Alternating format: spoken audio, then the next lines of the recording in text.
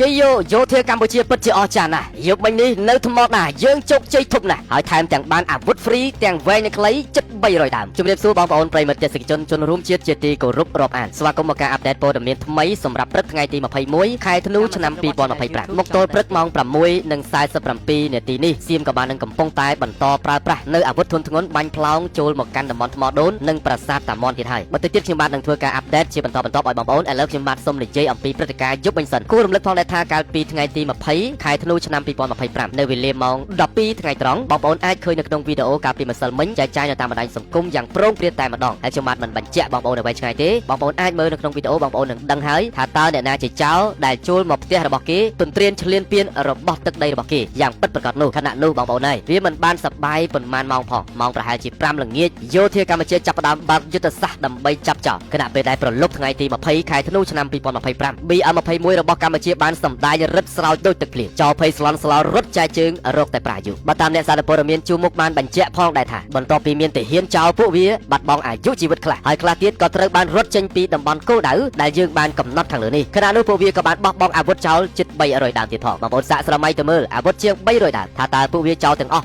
ឬក៏វាងាប់បាត់បង់អាយុជីវិតខ្លាយទៅជាខ្មោចនៅលើទឹកដីយើងទោះបីជាយើងមិនបញ្ជាក់ថាពួកវាងាប់ឬក៏រស់នោះបងប្អូនក៏ដឹងផងដែរថាតើវាស្ថិតនៅក្នុងស្ថានភាពបែបណាទើបយើងអាចរឹបអូសបានអាវុធជិត300ដើមដូចនេះប៉ុន្តែនៅក្នុងនាមយោធាកម្ពុជាភាគីខាងកម្ពុជាប្រទេសកម្ពុជាអនុវត្តយ៉ាងខ្ជាប់ខ្ជួននៅបទឈប់បាញ់និងកិច្ចព្រមព្រៀងសន្តិភាពកូឡាឡាំពួរថ្ងៃទី26ខែតុលាឆ្នាំ2025ដោយមានការចូលរួមនិងសក្ខីភាពដ៏សំខាន់ពីលោកប្រធានាធិបតីសហរដ្ឋអាមេរិកដូណាល់ត្រាំកម្ពុជាមិនអួតអាងមិនថត់បង្ហោះផ្ដេសផ្ដាស់ទេពីព្រោះថាវាគឺជាយុទ្ធសាស្ត្រដែលយើងធ្វើការពារខ្លួនប៉ុន្តែខណៈពេលនេះអ្វីដែលជាការពិតនោះយើងបានដណ្ដើមបានទីតាំងដែលពួកវាបានចូលមកនៅថ្មដាកាលពីម្សិលមិញរួចទៅហើយស្ថានភាពដែលយើងទទួលបាននោះដូចអ្វីដែលខ្ញុំជម្រាបជូនបងប្អូនប្រិយមិត្តទេសនិកជនរួមជាតិខាងដើមអញ្ចឹងឯងដូច្នេះនេះគឺជាជោគជ័យមួយដ៏ធំធេងបំផុតសម្រាប់ប្រជាជនកម្ពុជាសម្រាប់យោធាកម្ពុជានិងសម្រាប់ជាតិកម្ពុជាទាំងមូលនៅក្នុងលក្ខខណ្ឌនៃការការពារដែនអធិបតេយ្យភាពរបស់កម្ពុជាយើងជាប្រជាជនកម្ពុជានៅក្នុងនាមជាទាហានជួរក្រោយរបស់ជាតិយើងសូមលើកម្រាមដៃដល់ក្រាបក្បាលសំពះដល់ដីគោរពដឹងគុណនៅវីរភាពអង្អាចក្លាហាននិងការលះបង់អាយុជីវិតសាច់ស្រស់ឈាមស្រស់របស់យោធាកម្ពុជាយើងខ្ញុំដឹងនូវគុណូបការៈដ៏លើសលប់មិនអាចយកអ្វីមកប្រៀបផ្ទឹមបានបងប្អូនប្រជាជនកម្ពុជាយើងបានរស់នៅសុខស្រួលក៏ដោយសារតែស្នាដៃរបស់ពួកគាត់ដែរបងប្អូនកំពុងតែគេងនៅក្នុងម៉ាស៊ីនត្រជាក់ប៉ុន្តែយុទ្ធជនយើងដៃអោបកាំភ្លើងរាងកាយប្រឡាក់ស្រមោកទៅដោយធូលីដីនិងល្បាប់នៅក្នុងត្រង់សេដ៏ងឹតសុនសុងក្របកាំភ្លើងហោះពាសពេញមេឃនៅនឹងច្រកទ្វារមច្ចរាជនៃសម្លឹងទៅដៃគូសត្រូវស្មារតីអង្អាចក្លាហានដាក់ចិត្តដាក់កាយបដូរជីវិតដើម្បីបូរណភាពទឹកដីដូច្នេះប្រជាជនខ្មែរទាំងឡាយអើយមុននឹងធ្វើអ្វីគ្រប់យ៉ាងត្រូវគិតទៅដល់វីរភាពអង្អាចក្លាហាននិងការលះបង់របស់កងទ័ពកម្ពុជាផងបងប្អូនជនរួមជាតិអញ្ចឹងយប់មិញនេះគឺមិនធម្មតាទេបាទនៅសមរភូមិបើតាមរយៈប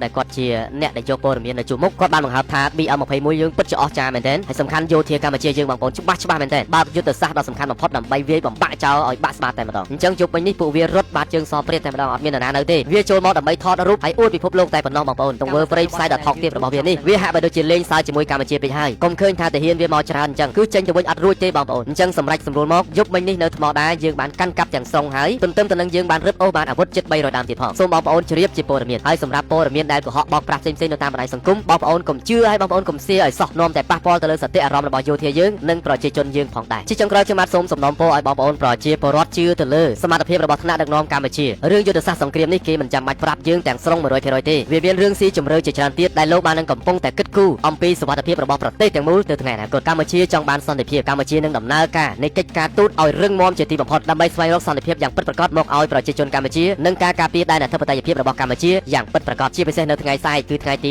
22ខែធ្នូឆ្នាំ2025នេះយើងក៏រងចាំស្ដាប់ចម្លើយទាំងអស់គ្នាថាតើថ្នាក់ដឹកនាំពិភពលោកមានទាំងពីអាមេរិកចិនអឺរ៉ុបអង់គ្លេសនិងសមាជិកអាស៊ានទាំងមូលថាតើពួកគេអាចបញ្ចប់សង្គ្រាមនេះបានដែរឬទេជាពិសេសធ្វើយ៉ាងណាបញ្ចប់សកម្មភាពរបស់ចៅសៀមមិនឲ្យពួកវាបង្កសង្គ្រាមឈ្លានពានមកលើកម្ពុជាទៀតទេអរគុណបងប្អូនខ្ញុំបាទសូមបញ្ចប់ត្រឹមតែប៉ុណ្ណេះចុះហើយសម្រាប់ព្រឹកនេះយើងនៅតែបន្តតាមដានបន្ថែមទៀតប៉ុន្តែព្រឹកមិញដូចខ្ញុំនិយាយជំរាបជូនបងប្អូនអញ្ចឹងគឺព្រឹកឡើងពួកវាបានចាប់ផ្ដើមធ្វើសកម្មភាពទៀតហើយប៉ុន្តែក៏នៅទិសសមរភូមិខ្លះស្ងប់ស្ងាត់ផងដែរហើយយប់មិញនេះវីរៈកងទ័ពរបស់កម្ពុជាយើងទទួលបានជ័យជំនះទាំងស្រុងហើយបងប្អូនមិនមានបញ្ហាទេបងប្អូនត្រូវតែមានមោទនភាពចំពោះការពលីរបស់វីរៈកងទ័ពកម្ពុជាហើយបងប្អូនត្រូវតែចងចាំជានិច្ចជួបនៅកន្លែងណាលើកដៃសំពះដឹងគុណអរគុណនិងគោរពជារៀងរហូតបងប្អូនមានលទ្ធភាពផ្ដល់ជំនួយទៅដល់ពួកគាត់ផងផ្ដល់ឲ្យដល់ដៃរបស់គាត់ដោយការគោរពដោយការស្រឡាញ់និងដឹងគុណជាទីបំផុតគ្រួសាររបស់វីរៈកងទ័ពក៏ដូចគ្នាបងប្អូនប្រសិនបើបងប្អូនមានឱកាសមានលទ្ធភាពបងប្អូនគួរតែឧបត្ថម្ភទៅជួយទំនុកបំរុងទៅតាមលទ្ធភាពទៅតាមផ្នែកផ្សេងៗដែលបងប្អូនអាចធ្វើបាននេះគឺជាតម្លៃមួយដែលយើងបានសងគុណគាត់ឲ្យគាត់បានឃើញនៅនឹងភ្នែកថាការដឹងគុណនោះមិនមែនត្រឹមតែនៅលើបបោមាត់ទេប៉ុន្តែវាត្រូវបានស្ដែងចេញតាមរយៈលទ្ធផលពិតប្រាកដផងដែរបងប្អូនប្រិយមិត្តទេសនិកជន